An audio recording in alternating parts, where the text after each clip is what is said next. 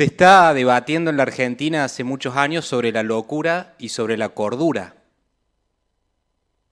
He escuchado en este recinto decir que el presidente de la Nación, por considerar que no se puede gastar más de lo que ingresa, está loco.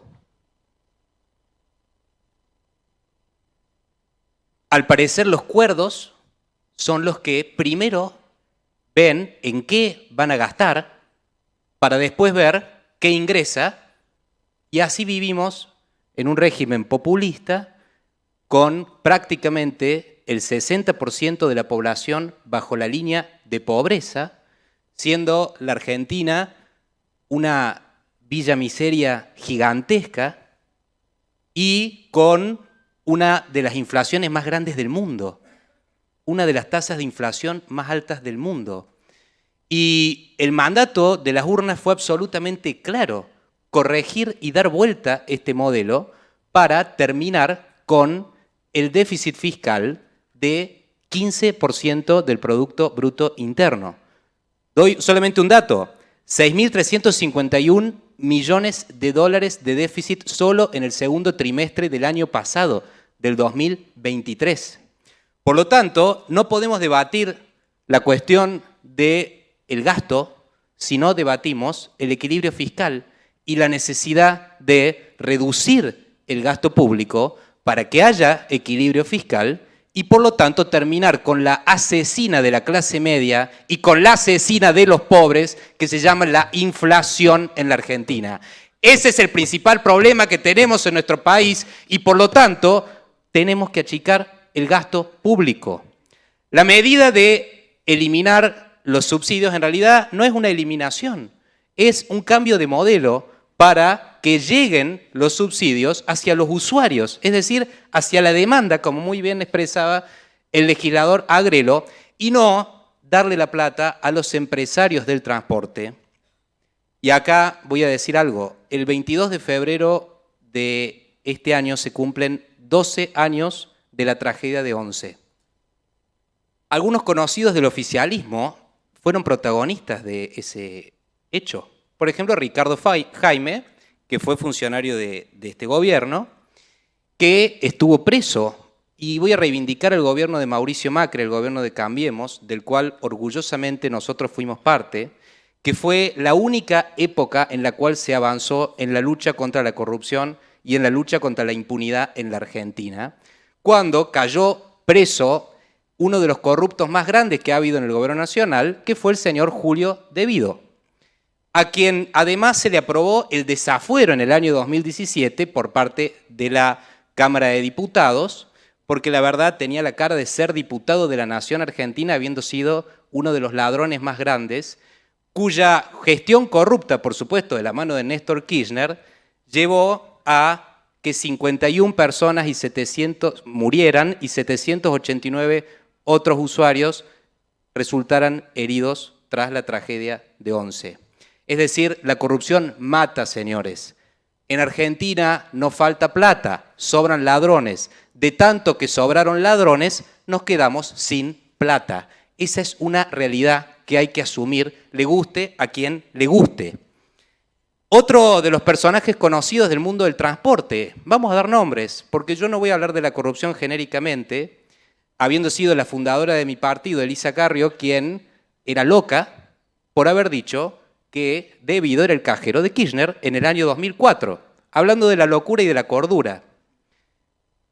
El señor Fabián López, actual ministro, colega del señor Sosa cuando fue ministro, actual ministro de Martín Yarlora, estuvo procesado en la causa de la planta potabilizadora de AISA de Paraná de las Palmas, en el Tigre, por la mega causa de corrupción de Odebrecht.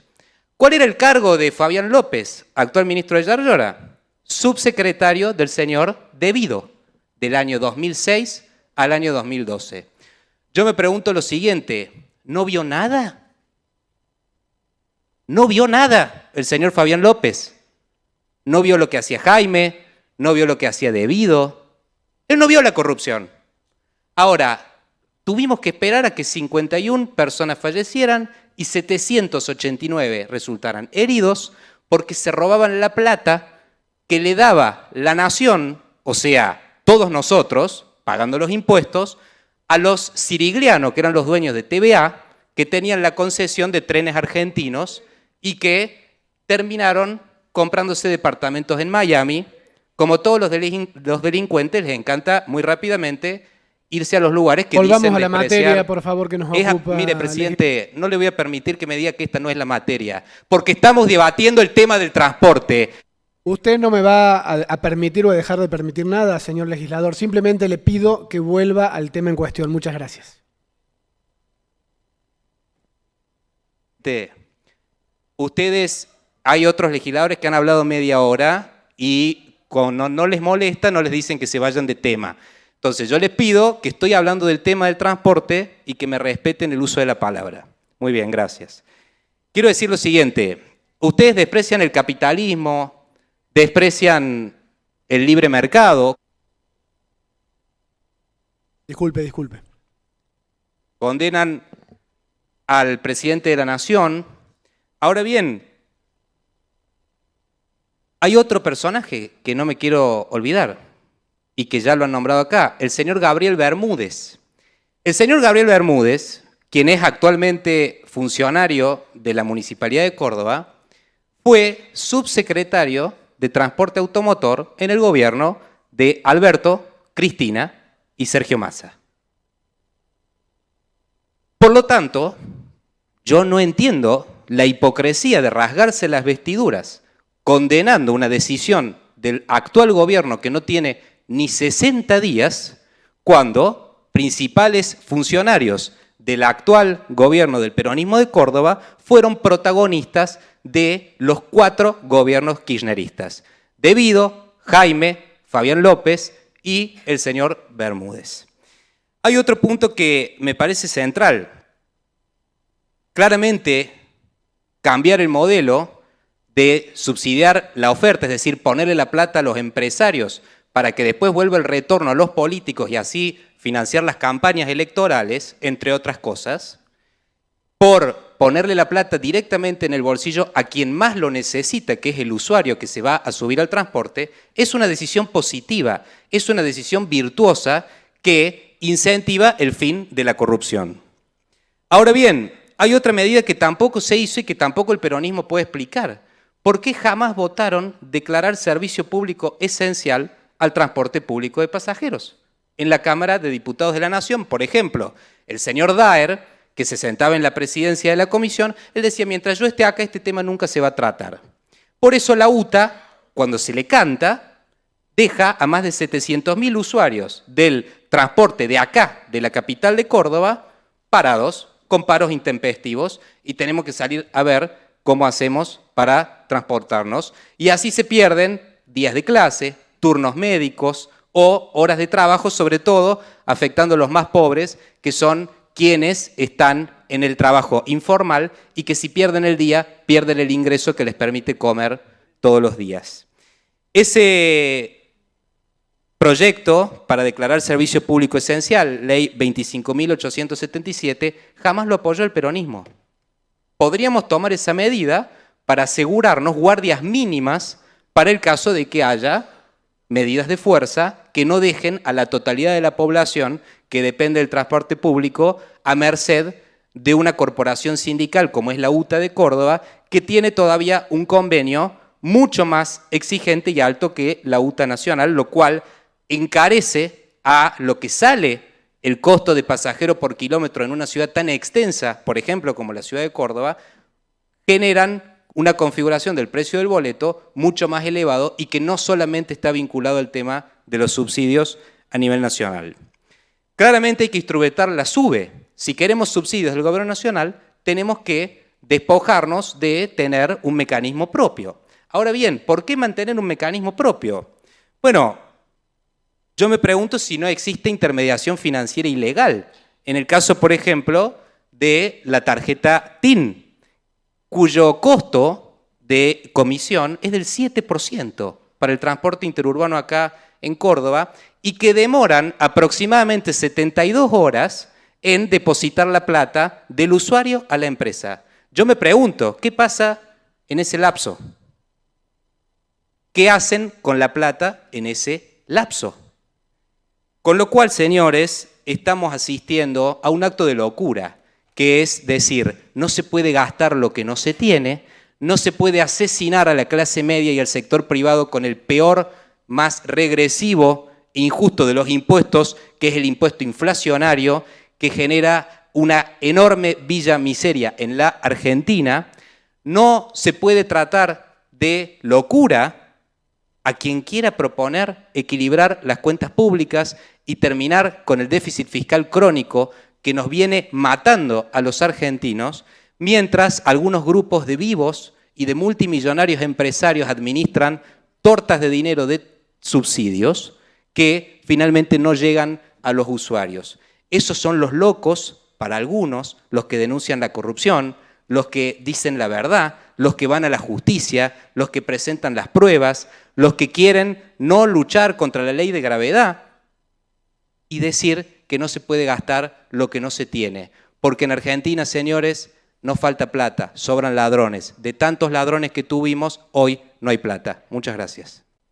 Quiero agradecerle al legislador Torres porque el día de mi cumpleaños me regaló la oportunidad de aclarar que por la decisión de los diputados nacionales de mi partido de fusionarse en un mismo bloque de legisladores nacionales con los del Partido Justicialista de Córdoba, decidí renunciar a la Junta Ejecutiva Nacional y por lo tanto tomé esa decisión con plena conciencia de que es necesario guardar coherencia entre los dichos y los actos. Muchas gracias. Las autoridades constituidas tenemos una órbita discrecional para decidir y tenemos materias regladas por la Constitución en las cuales carecemos de facultades discrecionales para decidir. Una de esas es este caso. Y voy a explicar por qué muy brevemente, porque coincido en el horario. Cuando la propia Constitución afirma que cualquier ciudadano puede denunciar ante la sala acusadora a los efectos que se promueva juicio político a los funcionarios mencionados por las causales a las que se refiere el artículo precedente. Yo me pregunto, si no está constituida la sala acusadora, ¿a dónde van a presentar la denuncia los ciudadanos que así lo quieran hacer? El artículo siguiente afirma que la legislatura, a los fines del juicio político, y subrayo esta parte, lo pongo en negrita, en su primera sesión ordinaria, cierro la negrita, cierro el subrayado, se divide en dos salas que se integran en forma proporcional a la representación política de sus miembros en aquella. En el derecho público provincial de la Argentina hay dos modelos, el régimen bicameral y el régimen unicameral. Nosotros desde el año 2001 claramente hemos adoptado el de unicameral. Ahora bien, hay una subclasificación dentro de los regímenes unicamerales en los cuales hay que esperar a que exista un pedido formal de juicio político para constituir las salas y aquellos en que no. En el primero se encuentran únicamente, ¿sabe cuáles son las dos provincias, señora Presidente? Formosa y Neuquén. Disculpe, legislador, ¿va a poner en consideración el tratamiento sobre tablas? Sí, por eso, pero quiero terminar de explicar por qué la propuesta del legislador siciliano nos está prohibida por la propia Constitución. Porque entonces ponemos en consideración el tratamiento sobre tablas y después vemos la reconsideración, legislador. Bueno, lo que digo es que córrase vista al fiscal de turno, porque si nosotros no cumplimos con nuestro deber constitucional en esta sesión, no estamos por encima de la Constitución. Legislador, vamos a poner en consideración la moción de tratamiento sobre tablas, lo que estén por la afirmativa. Bueno, gracias, Presidenta. Voy a solicitar hacer uso de la moción de reconsideración de la votación y solicito vuelva a ser de forma nominal y reitero este pedido. Yo no tengo un interés personal en lo más mínimo. Nosotros, ninguno de acá ni se beneficia ni se perjudica y les digo más, ni siquiera se aumentan las chances de concretar un pedido de juicio político o no, pero nosotros no le podemos exigir a los ciudadanos que respeten las leyes que salen de acá si nosotros no cumplimos con la Constitución. Y lo que diferencia a una dictadura de una democracia es la posibilidad de exigirle rendición de cuentas a los gobernantes. No quiero imaginarme si, por ejemplo, se denunciara que algún miembro del Tribunal Superior de Justicia le pide coimas al Ejecutivo a cambio de votar o no votar en un determinado sentido un fallo. ¿Qué pasa si en Córdoba se produce un escándalo de ese tipo? ¿Qué recurso tenemos? Si nosotros hoy no constituimos las salas, no vamos a tener la posibilidad de remover por comisión de delitos a ninguno de los funcionarios sujetos del juicio político. Entonces, tenemos que ser responsables, tenemos que cumplir la Constitución y tenemos que predicar con el ejemplo. Muchas gracias.